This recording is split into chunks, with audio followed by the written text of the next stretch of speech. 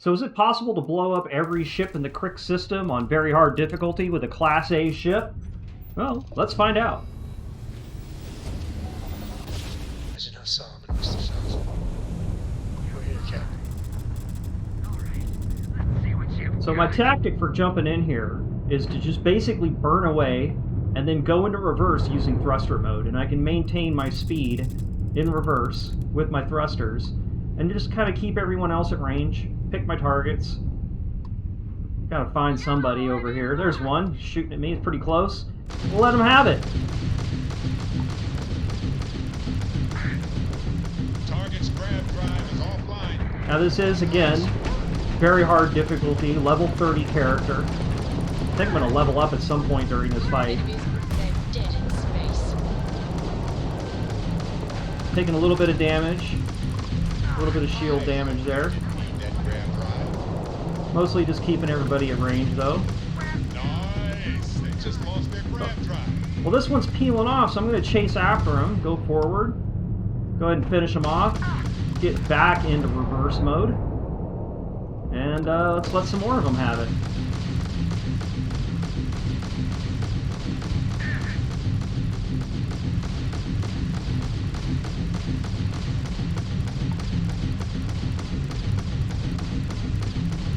Inaccurate guns, man. Jeez. System with a fried grab drive, huh?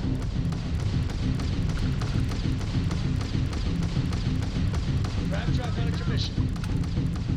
And I'm throttling my speed like with the space bar on and off here, just to like keep him at the range I want to keep him at. Oh, there he goes. I think we can probably follow him now. Yeah, just follow him, finish him off, and that is it. All of them. That is Cricks. All of the pirates and Cricks with the Class A ship. And I'll talk about this Class A ship here in just a second.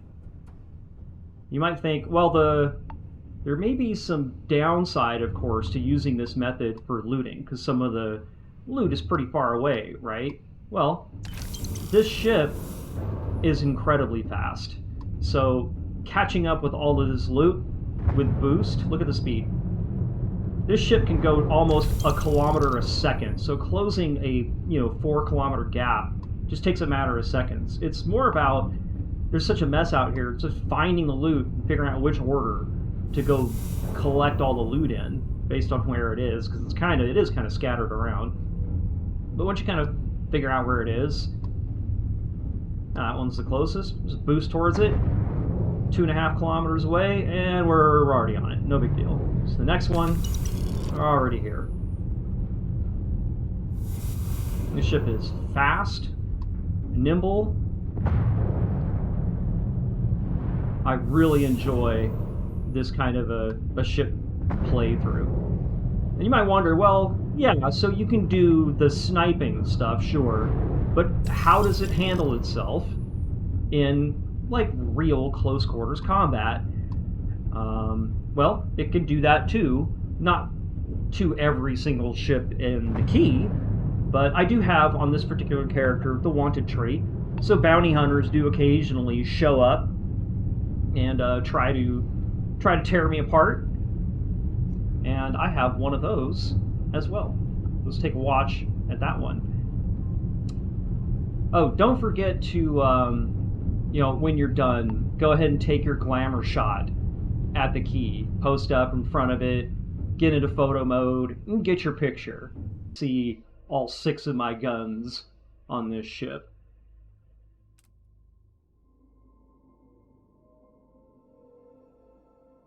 Anyway, let's take a look at the bounty hunter one. Because I just jumped in. I was just going to do a real quick survey, a little science survey of a simple planet in the pup over here, just off the Constellation mission board. Because I am Constellation. I'm trying to do like to some extent, an exploration playthrough. Using the cutter only as a weapon as well, but that's a different topic. So I'm at the pup, and here all the bounty hunters show up. And they want to talk to me. I'm like, nah, I'll just start shooting. So you can see I got 4 of these guys. This one in front of me and 3 off of my reticle here. And Already took out one of them. Now, every time I hear the missile go off, I'm going to hit boost to try to break missile lock. But look, I mean, they're hitting me pretty good here. I'm already down to 62 shields. I'm staying in the middle of them. Just straight up fight. I'm not trying to run away. I got a second one there. There's a third guy I got to go get. I'm going to try to get behind him. Down to 27 shields. It's a pretty small shield. This shield is only like 5-something. 600 with bonuses. No shield. Now my shields are down. I'm gonna boost away. Try to just give myself time here. I am in sniper mode for the moment, but I'm just gonna go right back at him. You can see I'm just charging him. Shields down. I'll throw a repair kit in here at some point. Here, I just stopped shooting to throw a repair kit in there, and he's done. So that's a straight up fight against 4 ships. Again, this is on very hard difficulty. Skills-wise, I kind of want you to just notice that I don't have any skills in things like shields. I've got piloting rank 3. I've got starship design ranked up to 4, which is necessary to get the components to build this ship. Otherwise, it's boost pack, boost assault. I've got targeting control rank 1. But yeah, no, I haven't invested any points in particle beam weapons. I haven't invested any points in shields yet. Level 30 character, just not quite there. There's one more fight, actually, as soon as I just take off from the Red Mile. But take a look at the ship. So let's take a look. This is just a simple, this is the Mantis ship, highly modified, obviously. But it's the Mantis mission ship. The only thing left is a couple of bracers and like the shielded cargo and 2 of the landing gears, I think, is all that's left of the Mantis. Pretty much everything else has been replaced. And I think that's consistent with the playthrough. Like if you read the computer, the Mantis computer, it says on there it's like it was top of the line in its day, but now pretty much everything needs to be replaced. Well, I've replaced everything. And so now I've got 4 crew members. Barrett for particle beam bonuses. Sam gives you payload bonuses and piloting bonuses. Sarah gives you astrodynamics. The big one really is Vasco, who gives you an extra pip into power and 2 shield systems, which really helps. And that's why my shields are 624 and not 520 or something like that. Because we'll take a look at the shields here in just a second. One more fight before we go. As soon as I take off from the Red Mile, and I just got done running the Red Mile, I enjoy that. Say your last goodbyes. You can see I kind of went with just a Constellation-themed ship, right? Just the white ship, some Constellation colors. The colors are really meant to just match the guns more than anything. As soon as I jump in, there's some pirates. Orbital pattern lock. So I'm gonna like run into some asteroids and knock my shields down. Go after this one. And just start popping pirates.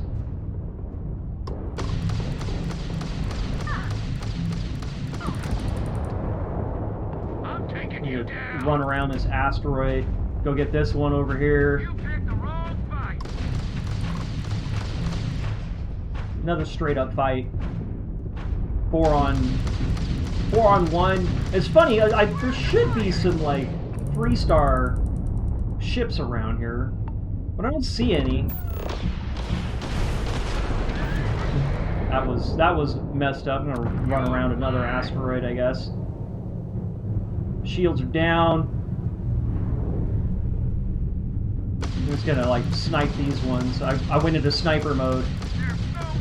Well, I let my shields regenerate a bit. Yeah, you can see there's a Freestar ship over there. It's just not showing up on the HUD. But from here, yeah, we'll just burn at them. Go take them out. Usually, there's my level up. Usually Freestar offers you some money. In this particular instance, they didn't. Normally you get a communication and you get some cash. Didn't get it this time, but plenty of loot. That was kind of hybrid combat, straight up for part of it, moved into sniper mode for the rest of it once I got into trouble. I did a straight up combat and then a full sniper mission against an entire fleet. It's kind of the only way to do it. On very hard difficulty, in my opinion, with a Class A ship like this. Maybe there's some really superior pilots out there that can do it straight up. I'm not one of them. I'm not going to pretend like I'm some awesome gamer. I'm really not. But I can play this game all right, I think. Anyway, let's talk about the ship. Like I said, this is a Constellation-themed ship. I wanted to go with something, small, simple, that looks like it might be Discovery-oriented if you ignore all of the guns on it. But it's meant to be pretty much Discovery-oriented. Maybe a little bit of smuggling, right? It does have shielded cargo. Like I said, this is the Mantis mission ship with very few parts left over. So I think these engine bracers remain. The shielded cargo remains from the Mantis ship, and these Tayo front landing gear remain. And I think that is all, if I'm not mistaken. Everything else has been replaced. And that is consistent with kind of like lore and legend. If you read the Mantis's computer, it says in there, the Razor Leap was ahead of its time in its day, but now everything needs to be upgraded. So I've done that. I have upgraded everything, and the Mantis is now ready to rock and roll. It is an updated ship. It is still a Class A ship. Now, to me, the centerpiece of this ship, the centerpieces of this ship are the engines. You might or might not have noticed that the top speed of this ship is 180 instead of the 150 you normally see on Class A ships. That's because these engines are the only engines in the game that I'm aware of that have a top speed of 180. None of the Class Bs I've seen that I've found can exceed 140, and none of the Class Cs that I've seen can exceed 130. And every other Class A engine is 150. This one is 180. And what really stands out about this much top speed is how fast you get going under boost. If you keep the ship's weight under control, this thing will exceed 1 kilometer per second at top speed. You can get away from just about any fight in a matter of seconds by boosting away. And no other ship can keep up with you. It's lightning quick. Now these engines, as you can see, you need Starship Design rank 4 to unlock these engines. That's it. They are the Relodyne White Dwarf 3015s, and they have great thrust and maneuverability. You can use these on a Class C ship, and I've done that. And in fact, I can load that up and show you on a different character. If I go to my characters, I just saved it. Load that up. Anyway, so here is an example of a Class C ship. It has 4 of those engines that I'm talking about. Bunch of the Obliterator Class C. You can see it's got 3 Obliterator turrets facing forward, and then 3 Obliterator guns facing forward, and then, EM weapons as well. There's my Class C reactor. There's Class C grav drive. This thing has not much cargo. It's not meant to be a cargo ship. It's meant to be a battleship, this particular one. But let's take a look. As you can see, top speed is 180, even though it has a Class C deep core Class C reactor. It has a Class C shield, has a Class C grav drive, has Class C guns, right? But Class A engines. And since I have just the Class A engines on there, it still hauls. Even has rear entry, which I hate. But this was just kind of meant to be... This is just a basic test ship. There's not... Or a basic battleship. All it is meant to do is go rip things up and tear things up. That's all it's for. I have other ships. I have other ships I really like out of this game. That's one I stole. That's one my parents gave me. I'm not sure. I think it's another one I stole and messed with a little bit. It's nothing special. This is one meant to cheese game mechanics. The way the game works and determines what the center of your ship is is it creates a bounds box around the entire dimensions of your ship. So the center of this ship is actually like right here. So the enemies will just shoot empty space and miss you. So if you're interested in cheesing game mechanics, that's one way to do it. Battle camper. What are you? Same thing, right? I think you have mobility issues, though. Yeah, your mobility's down a little bit, but this one does some cargo. This one has... Come on. Yeah, this one has 2,000 cargo. So this one also has a bunch of habs and workbenches and, room for crew. It's meant to be a ship that handles lots of people, right? But again, Class A engines, top speed of 180. It doesn't accelerate very well because it's heavy, but I tried to make it look kind of like a Mantis, even though this is not. I don't think that's the Mantis mission ship. That's the Frontier that has been changed quite a bit. It is a Class B Frontier. And then back to the Battle Pancake. So anyway, the point I'm trying to make is, yeah, the top speed of your ship is not dictated by the reactor on your ship. It's dictated by the engines on your ship. So you can get, and a really good build is to get a Class B reactor and Class B shields. They're really good Class B shields. The Class B weapons will do a ton of damage. And then three of these engines, you don't need 4 of them, but 3 of them will do if you're not going to try to haul too much cargo. And it'll create one heck of a battleship. This might honestly, yeah, this is actually the example of that. This battle or mobility's down a little bit, probably because I put too much cargo in it somewhere. And so that's a drawback of this design, is you only get so much cargo going. I don't know, like I've gone through building big ships, big Class C ships with a ton of cargo and hardly any mobility, and they're big tanks and all that kind of stuff. But at the end of the day, all of the cargo management of the game leaves something to be desired, in my opinion. Like, if you just run out of cargo space, just pull crap out of your cargo hold, dump it on the floor, right? And then I'm back to using the lodge again, because it ends up being kind of the most convenient, because you can fast travel over encumbered to the lodge from space and get all your crap unloaded at the lodge. And then you can store tens of thousands of loot and never have to worry about storage space, because there's that infinite storage container. Let me get back into the computer here. But anyway, so yeah, that's the that is the centerpiece of this ship, are these engines, right? 2 of these, 6 pips of power is what's needed to run them, which leaves me quite a bit of power for the rest of the engines, thanks to the next thing over here, the reactor, which again requires Starship Design rank 4 to unlock, but it's the Zhang, Zhang? I don't know how to say that. Tokamak X120S reactor. It's like an experimental reactor. You can see it produces 28 power. It's lightweight as well, only 30 mass, compared to, like, what are some of the other options? But, like, compared to, like, this Stellarator, does 23, is a mass of 37. This toroidal has a mass of 35 and does 26, right?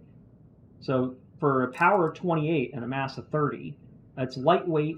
It doesn't have quite as much hull, so you do sacrifice some hull, which makes the ship a little more fragile. And you do get almost all of your hull from your reactor, right? See, this reactor is 480 and my hull is 569. So reactor does most of the hull. There are other ways to get hull, like weapons add hull. These landers add hull. Cargo adds hull. So there are other ways to get hull, but generally shields, I think, add hull as well. Yeah, a little bit. This shield generator is just a rank 2 shield generator. Does 520 health. Regen rate of 10%. Weighs 30 mass. Mass is really critical. Like, if you're going to build one of these nimble ship designs, you want to keep the mass down, because that's what helps keep your acceleration up. You get that engine thrust to mass ratio, and it allows the ship to take off like a rocket. And it's that speed that makes this ship really work. The other things that I have going on here is the weapons. And you might look at this and see there's six identical weapons. There's not, though. There's 4. 4 of them are the same. The way this works, and it kind of maybe it's a little oversight by Bethesda, but you cannot separate the same type of weapon into two separate weapon groups. So I tried to do this where I made 6 of these instead of 4 of them, but I can't get them into separate weapon groups, and you're limited to 12 power pips. And the reason why I've chosen these particular Disruptor, the Horizon Defense Disruptor 3310 proton beams is the range. Primarily the range. They do great damage too. Look, if you see 18.89 hull plus 18.89 shields and 3500 range. So they just cut through ships pretty quickly, as you saw in the video. They do a good job. And I have 4 of these. So there's 1, 2, 3, and 4 over here. The other 2 that I have are just the lower tier, the 3300 versions. So they have the same range, they just do less damage. And I've got 2 of those, 1 here and 1 there. And the reason why is because that's about what I have the power to run. The shields take 6 power. These take 6, these take 12, the engines take 6. So let's get into space. It's nothing like hitting orbit. Crap again, come on. I do not have time for this. Bucks. Okay, I did. That was touch and go. Unidentified vessel, please There. acknowledge. He's gonna give me some money. Those Crimson Fleet goons never stood a chance. I have a lot of my crew over here that want to send a heartfelt thanks. Yeah, give me Any money way we can repay you?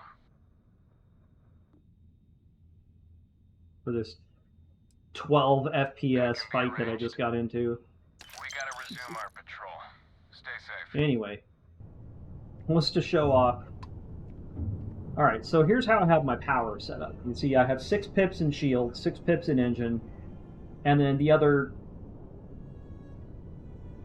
18 pips in the big guns. And there's also, you can see I have weapons that are not powered. I have the grav drive powered down, and I have the EM weapons powered down. Now, I use macro keys to manage my power. So I basically have a fight or flight system, so I can just use a macro. Oh my god. At 9 FPS it just doesn't work. Okay. Anyway, fucking hell. The macro would power down weapon 1 and power up the grav drive. For the EM weapons, I can power down weapon 1 and it'll power up the EM weapon 3, and then I can use that to board the shit. So, but anyway, I have 29 power, and one of those power pips comes from having Vasco as crew, like I was talked about before. He gives you one anutronic, one fusion, one fusion point, and he gives you the power to do that, to get that extra pip. You can also train it up yourself and get 5 more, so I could feasibly train this up, get 5 more pips, throw on like another weapon, you know, or throw on another engine if I wanted to, and make the ship even deadlier, or be able to haul a little more cargo. Just kind of be my choice. But anyway, that is the rundown of the Constellation style Mantis ship. Let me know if you found this video helpful, or you want me to make more of them, or you don't want me to make these videos anymore. Just let me know. Bye.